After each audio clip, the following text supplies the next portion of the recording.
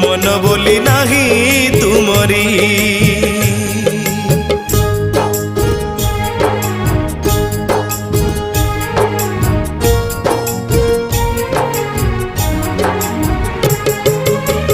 विवेकहीन स्वामी प्रतिशोधनीय एबे एक कथा कही विमला माता सांत्वना निश्चय देवे।